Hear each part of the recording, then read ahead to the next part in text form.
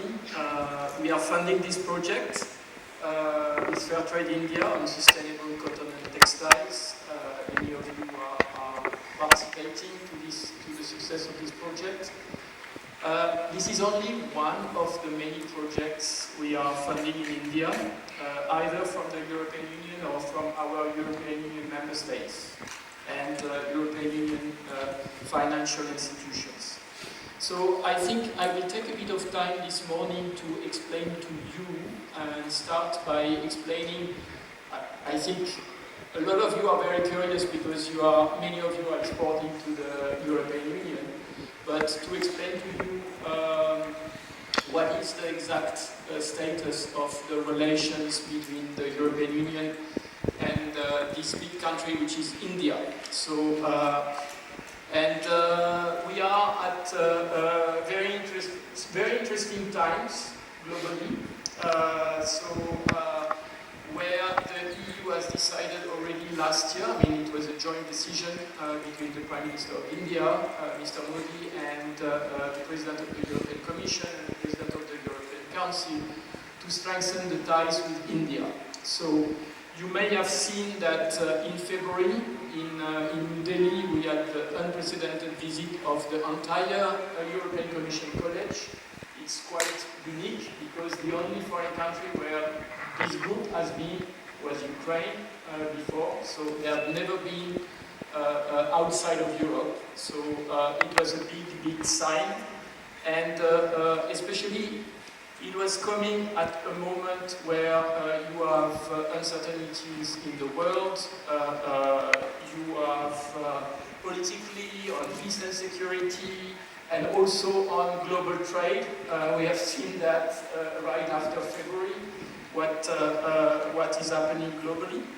So big sign that we want to strengthen the partnership from our leaders on both sides. Just to tell you that this week in Delhi we have two important visits. I simplify because it's easier, but just for you to imagine, there is not a single week where there is not a high-level exchange between India and the European Union, and I spare you about the high-level visit from the EU member states. So it's really a super busy context. This is especially true for SDG 1, no poverty, SDG 8, decent work and economic growth, SDG 12, responsible consumption and production, and SDG 17, partnerships for the world. We are convinced the SDGs are not supposed to be abstract targets. At Fairtrade, we want them to be a reality, and we are working for that reality every day. Through fostering safe working conditions, transparent supply chains, and partnerships based on equality across borders. At the same time, Fairtrade supports emerging priorities: resilience, transparency, traceability, labor standards. We offer a reliable framework, verified, traceable, and effective. For companies that take responsibility, for consumers who make conscious choices, for producers who shop the future.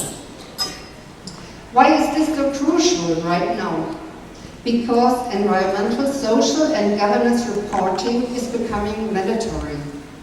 Because consumption is changing. Because responsibility is not a trend, it's a necessity.